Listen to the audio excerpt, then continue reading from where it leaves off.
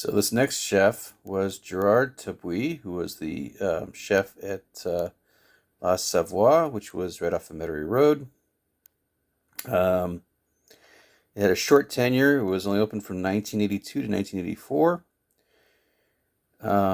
The recipe I made was his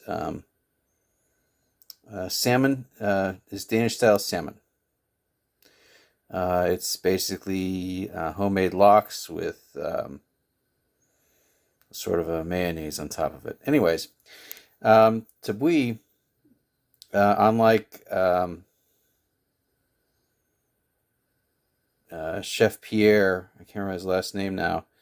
Gosh, I'm drawing a blank on his last name. Anyways, he was described as arrogant. Thabuis was the absolute opposite, and he was well liked. He got into cooking somewhat accidentally. He was originally on the French ski team, national ski team, and when he was 14, he had an injury that basically ended his skiing career, and went into cooking instead, and cooked at several restaurants near the Swiss border, and then cooked at a couple of major restaurants in Paris. He was the personal chef to President de Gaulle. He was also the executive chef at Tavern on the Green in New York City. And this was all in the 60s, basically, 50s and 60s. He also cooked for a year. I don't know if it was for a full year, as a private chef for Aristotle Onassis, who was a frequent visitor to one of the restaurants in Paris that he cooked at. His main credential, and this is from Tom Fitzmaurice, but his main credential as far as local diners were concerned was his 1970s tenure as executive chef at Brennan's on Royal Street. He was succeeded by Michael Roussel, who we already saw with the Eggs St. Charles. Anyways, he was there during most of the decade following the split in the Brennan family, and exerted a powerful creative force on Brennan's menu. And so Fitzmaurice is basically writing about, in this case, the Metairie Road restaurants. So he's basically saying Metairie Road's restaurant customers then as now are affluent but conservative in their tastes. We seem to recognize this. His menu is mostly traditional French in the Escoffier style, with a few Creole fillets. So rich sauces and beautiful plates were everywhere.